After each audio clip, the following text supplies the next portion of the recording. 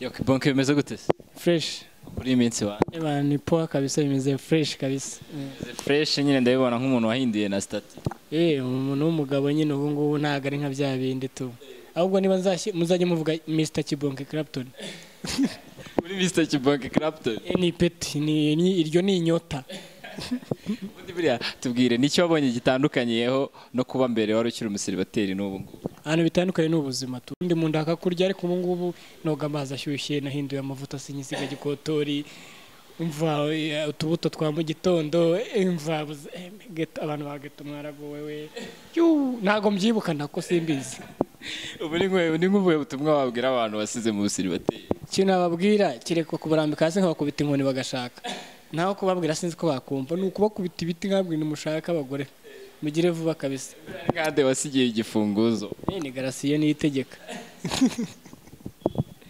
Garasiye ni itegeka urabyumva niwe basigiye igifunguzo. Ya ni Clapton. Muri iminsi uri gutegura igitaramo kira gitaramo undi tubwire abantu bakurikiye IBM bamenye cyitwa ngo iki kigamije iki. Igitaramo cya Life cyitwa Life is Funny Christian Comedy ni igitaramo kizaba kigamije kwigisha abantu banaseka ibyo bita amarira y'ibyishimo.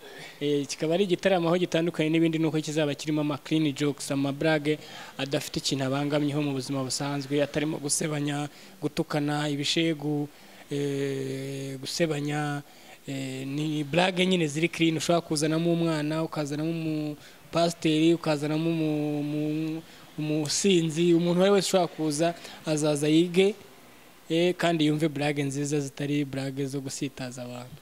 Ubundi dutandukanyirize comedy Christian comedy na comedy isanzwe dusanzwe tuzi bitandukanira hehe? Aho bitandukanye nyine ni nabivuze ni iby'amagambo bavuga kuri stage. Iyo ugiye muri comedy zisanzwe hari igihe bavuga nk'ibintu by'abantu bakuru kandi hari abana ugasanga si byiza gutukana gusebya abapasteri gusebanya nyine nko navuga urugero ngo wenda tuvuge ngo ibyamamare ugakora kuri brage ku byamamare ibisenya izo si zo brage rero ziba muri Christian comedy. Christian comedy ni za brage ziba zerekana zirimo amahoro zirimo guseka ibyiza icyo kera tukijya kurepeta kera tujya gusenga pasteri akunda kugira gutya na gutya akutamentioninga ngo pasteri runaka cyangwa kugira gutya ukora ibintu muri rusange bigamije gusetsa abantu ariko binubaka n'abantu nanone harimo message harimo na message. Hanyuma ubundi Clapton iki gitaramo kizaba ryari kizaba kirimo bande ni bande bazakigaragara? Igitaramo kizaba tariki 9 z'ukwezi kwa 12 ni ku cyumweru. Kizabera muri Serena Hotel guhera saa 11 nibwo imiryango izaba ifunguye. Azaba hari abanyarwenya bakomeye nanjye ntago nzapfirwa nubwo ari ngewe nanjye nzaba mari kandi nubwo ari gihe wagiteguye nyine nanjye ndumva hari ukuntu utegura nk'igitaramo bakagutsimba ngo uri umuntu ukomeye ngo uzazuje kuri stage nshobora kuzicara imbere nanjye nkareba abazambanziriza kuko kizaba kiryoshye.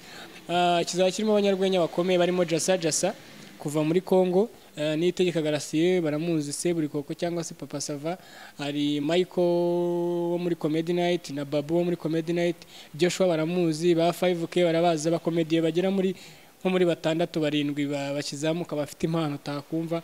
Hari umuhanzi uririmba abantu bakunda cyane bita Serge Yamuremye azaririmba. Hari umu DJ bita DJ Spirit n'uzavanga imiziki azaba hari torero bita Inkindi Itatse bazaba bari kumwe nanjye kuri stage mbereka za ndirimbo zanjye zose nagiye nkora guhera kuri fata telefone kugeza ku miyaga nshyashya. Miyaga niyo cyane miyaga niyo nshyashya iyo ntago twari tuyizi tunyurizeho nko ku miyaga gato yatwombe freestyle ni nshyashya busugiye gutuma nyibaririmbira iravuga ngo iyabonye biducanze Yesu wacu ashyiramo imiyaga iyabonye biducanze Yesu wacu ashyiramo imiyaga ashyiramo imiyaga. Ubundi ziriya ndirimbo hari abantu bashobora kuba bazifata nkaho ari joke wenda kandi benshi bahari abavuga ko nta joke ku by'Imana. Buriya ntabwo wowe wumva usa nk'utatandukiriye? oya abo ngabo urabihorera kuko ntago ngiye nkora kugira ngo mbone 100%. N'indirimbo ikunzwe cyane ku isi ifite dislikes zirenga miliyoni. Ntabwo mbayeho kugira ngo nshimishe abantu bose. Ikindi cyo nkora nuko ibyo nkora nuko nta mutima urubanza runcira kandi nuko nubahisha Imana, ntarwanya yuko Imana ibaho. Ikindi na Bibiliya irabinyemerera ngewe kuko abajya basoma na Bibiliya barebe mu Bakorinto ba mbere igice 12 umurongo wa 4 harabivuga ngo impano zose ni yaduhaye impano, sinzi ukuntu bavuga, impano zose ni iz'Imana yaduhaye ariko umwuka n'umwe, ziratandukanye. Yagiye duhereza impano zitandukanye ariko umwuka n'umwe. Rero ndumva niba Imana yarampaye impano yo gusetsa abantu, kubera ko gusetsa atari impano iri common, niyo mpamvu iba yabatunguye. Ariko abantu bakunda kugorwa na change, kumva ngo ni ibintu bishyashya birabagora kubyumva. Ariko ndabizi ko u Rwanda igihe rwigize kuvuga ngo duciye amashashi, abantu benshi baravuze tuzongera gupfunikiza gute inkono za tuzipfunikiza iki, ibintu birasara. Ariko ubu ngubu ureba ishashi ukabona ko ibangamye, ukabona ko ntunabyibuke kwanza, ukumva ishashi ubundi twayitungaga gute. Ariko icyo gihe cyari ikibazo cyo gupfundikiza inkono, amashashi bayakeneye cyane. Rero nibi bya Christian comedy impamvu nuko ari bishyashya, ariko abantu benshi barabikunda, batabikunda nabo bazabikunda. Na hip hop yaje batayumva, ariko hip hop n'ubutumwa. Nuvuga ngo bino bintu impamvu tubikora no kugira ngo umukristo cyangwa se umuntu bikunda ntajye kubishakira hatariho, ntajye kubishakira muri club, ajye kubishakira abishakira. Na hip hop iyo yibuze mu rusengero ujya kuyishakira muri club kandi birimo ubutumwa butari bwiza. Bivuze ngo ntago nkorera abantu bose, ndakorera abakeneye ibyo nkora. Buriya nicyo cyica n'abahanzi bashaka gukora content zihuriyeho n'abantu bose. No, niba uri umuhanzi menye ngo audience yawe n'urubyiruko, audience yawe n'abasaza, uyihati byishaka. Nujya kuvuga ngo urabahereza bose ntago wabishobora. Naguhaye urugero rw'uko video ikunzwe kwisi ifite abantu bayanga barenga miliyoni. Kujya muri club waravuze kujya gwenda gushakira nko hip hop muri club cyangwa kujya gushakira comedy muri club. Buriya kujya muri club wowe ubifata urabyemera cyangwa ubona ko ari icyaha? Iyo tuvuga nk'urugero iyo ngiye nko mu kabari mba ngiye gukora Christian jokes, ni ibitaramo by'urwenya nitabira byose ngiye still nkora ya style yanjye. Ikibi ni ukugeraho nkajya kwifatanya nabo. Ariko club ubundi ntabwo ari nziza kuko mu rusengero rw'Imana nk'umukristo ngewe mu rusengero rw'Imana turabyina, ba DJ Spin barahari, imiziki irahari myiza. Nabo n'abari mu kabari nabo bakunda indirimbo zacu, bakunda indirimbo z'Imana cyane. So kuri ngewe club ntabwo nshobora kujya muri club. Usengera he usanzwe? Nsengera muri healing. Ubundi umaze igihe kingana iki ukora comedy cyangwa ukina amafilime? Ndumva naratangiye 2014 mu mpera z'uwo mwaka. Kugeza ubu mu mwuga umaze wo gukina amafilime cyangwa ukora comedy, ubona umaze kugeza ku kintu iki gifatika bavuga umaze gukura muri uwo mwuga? Ikintu cya mbere cyo maze gukuramo ni iki: ntago ushobora gupfa gukora concert ku rwego rw'igihugu udafite ahantu ugeze. Murabyumva. Narategereje kugira ngo nkure muri comedy. Ndize singiye kuvuga ngo sindi nk'abo muri hip hop no bavuga ngo ni jewe king, ngo ni jewe ngo mvuge ngo kugeza uyu munota ngo ni nge wa mbere muri comedy mu Rwanda. Biterwa n'umuntu icyo akunda, ariko nzi ko ukoze liste y'abantu 5 cyangwa se ugakora liste y'abantu 10 b'abanyarwenya mu Rwanda Clapton ataburamo. So iyo ni big achievement kuri nge kuko navuye from nowhere ndizamura bigera hanga.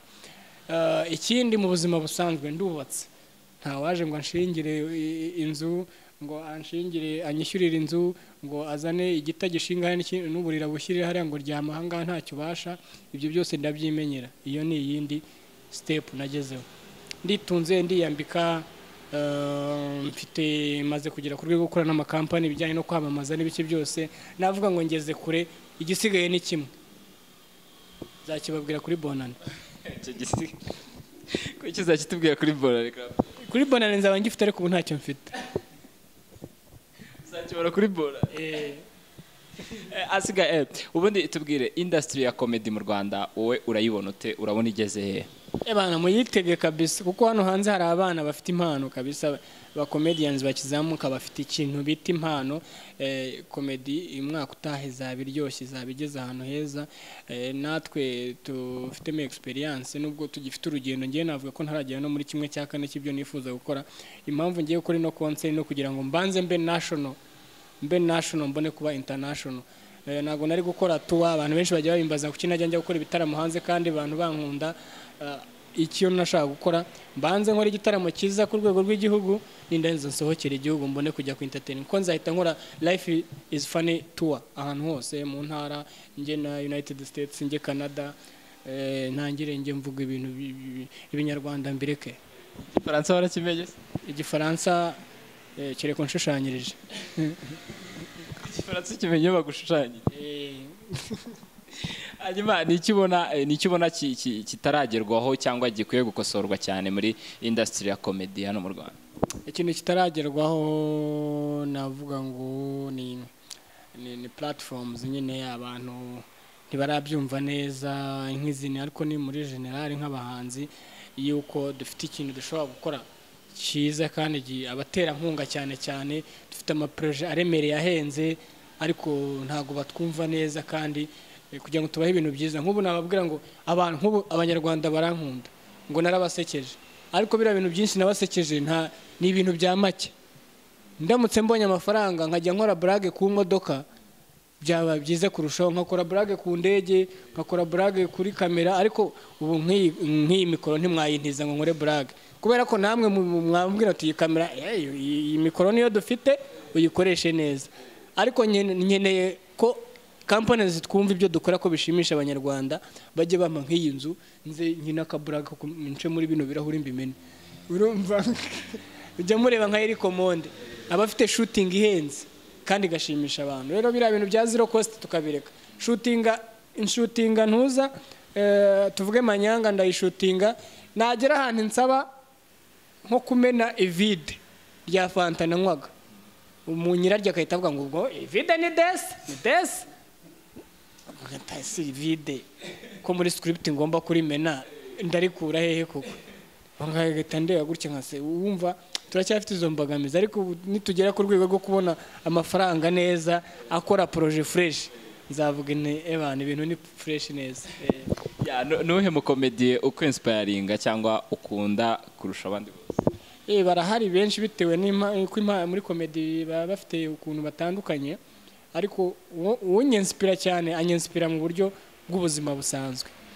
Eriko Monde aranyinspira bitewe naho yavuye naho ageze. Ni umuntu nkundira yuko tunganyigara, icyo ni icyambere. Ikindi cya kabiri mukundira afite umukopine we bakundana cyane, njya mu Mutaliyani ndamufollowinga nawe. Namwigiyeho byinshi uburyo ushobora kubana sheri wawe uri umukomediye we atari umukomediye, kuko understanding no kugufasha mu bintu byose. Ikintu cyantangaje nuko ari we nigiyeho nkamutanga gushaka. Umva ko niga nabi. Mise nibuka niga computer kera, niga muri secondaire niga computer bambujije kuvumbura. Mwarimu yansigaga niga gukora facture agasanga namaze gukora mastering y'ibintu byose kambwa ati ibyo ntago turabigeraho. Rero na Eriko Monde anyigisha ibintu byinshi, kwamamaza uburyo bikoramo amaproje uburyo shooting n'ibiki byose. Barahari bamurenze no mu Rwanda harahari nkunda n'iki byose. Eriko Monde kubera ko ari umuntu mbona nyine umbera intangarugero, ndamukunda kabisa bya hatari sinabihisha. Buriya umubyeyi wawe nk'iyakubonye kuri televiziyo niki kintu akubwira wenda atarasanzwe akubwira cyangwa abifata tewe yakubonye uri gusetsa abanyarwanda? Umubyeyi wanjye ntabwo byamutunguye kubera ko n'umuyasha yatangiye kumfasha nkiga muri secondaire. Icyo gihe numvaga nshaka gusohora indirimbo, namubwira ngo ampa amafaranga yo kujya muri studio, akambwira ati wowe icyo mpfa nawe nuko unzanira biroti nziza, nuzana biroti iriho amanota meza ndakwemera ujye kureba ba The Ben na ntuzana uribuka ya show ya Riderman kokoriko iriya narayigiye, nagiye muri etide kugira ngo banyemerere kuyijyamo. So yanshyigikiye kuva kera, yigize no kuma amafaranga yo gukora indirimbo ndayikora. Ikintu bita impano aracyumva na n'uyu munota arabizi ibyo nkora. Ikiza ku babyeyi nuko ibyo ukora babona umusaruro wabyo na discipline bigendamo. Iyo ubikoze nabi biramubabaza, ariko ngiye ko ntigize mu disappointinga nta kibazo cyanjye nawe rwose. Ni ubuhe butumwa waha abana bakiri batoya bifuza kumera nka Clapton cyangwa bakunda Clapton kubera comedy akora? Icyambere no kugira discipline, icya kabiri ni uku abana mbabwire ngo bubahirize igihe gusa kugira ngo utere imbere umere nkanjye ibi byose ngezeho ni ukugira discipline no kubahiriza igihe ni ukuvuga ngo iyo umuntu agushize muri projet ye aba akeneye yuko akubona igihe mwasezeranye iyo utinze niho agusimbuza undi cyangwa se nk'ubu nkawe uramutse umpamagaye hano muri interview sinzira igihe ukumva ahantu barashaka kuntumira guti niba mushaka gutumira Clapton niba umubwira saa 9 azaza saa 10 ahubwo niba mumushaka saa 10 umubwire saa 9 nibwo azahagira neza urumva bakumenye ibyo rero byica kuzamuka k'umuntu ariko iyo ufite gahunda muri wowe ukagira discipline noneho muri ya mpano ukaba creative ebana ubushorishori ya muri filime zose umaze kugaragaramo ni iyihe filime wumva yagushimishije kuruta izindi zose ni nziza ariko ubwo ngubwo yanshimishije niyo ikimpemba urumva sinavuga izampembaga kera zararangiye ngo mvuge ngo iyi mpemba ubu ngubu ngo ntago nyikunda boss yahita noneho nyikanira rimwe niyo ndimo gukina rwose nyiri Seburikoko n'abakinnyi bo muri Seburikoko mu byumve filime ya mbere ni Seburikoko baracyampemba niwe mukinnyi wo muri Seburikoko ujye ugusetsa nawe bani bavuka zishyira hasi kabisa numva ni Rurinda cyangwa se Kalisa Ernest Samusuri man bamutipa ransetsa byahatara amarira kamanuka neza niyo muntu nsetsa rero ko dusoza kibonke akabazo kamatsiko umusheri wawe mujya guhura yarazi ko uri umunyarwenya nabyo yarabizi ariko ko namumenye ari inshuti zanjye twari tugitangira sinavuga ko nari umunyarwenya yamfataga nk'umuntu ugira ibitekerezo by'ubuhanzi niko nabyita kubera ntabwo yakumvishe nsetsa cyo kora yarabonye ya mafoto yo ku meza niyo yarabonye umva urwego narindiho muri seka muri life is funny nawe azaba hari ahubwo abantu bazaza muri konseri bitega akantu gashyashya hari surprise tu ubwo sinshaka kukivugaho icyo ngicyo nawe dushaka kuzamura kuri stage kandi urashaka ko mbivuga bitega gashyashya kanjye na sheri tu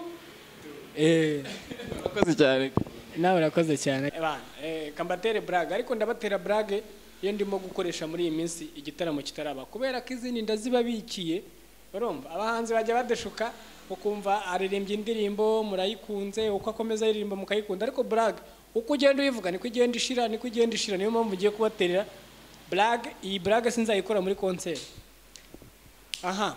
urabona ukuntu abarandrodi baba badustressa ngo amafaranga y'inzu ebana itariki 30 zagira niba bari landrodi w'umwana mwiza mama we nta gusinzira landrodi noneho ndamukizwa n'iki mana yanjye ukumva ubwo wabura kwishe kandi we n'amafaranga uyafite ariko njya nibaza buri Imana ni nziza kabisa igivuga ngo Yesu azaza ngo kudutwara mu ijuru ngo munsi tutazi ngo azaza nk'umujura ariko njya nsenga Imana Yesu najya kuza baba we nk'ubu nkaba ndaryamye ari nko mu minsi ya nyuma y'ukwezi nkabona Yesu aje kuri 29 umva nakwishima kuko naba ncitse landrodi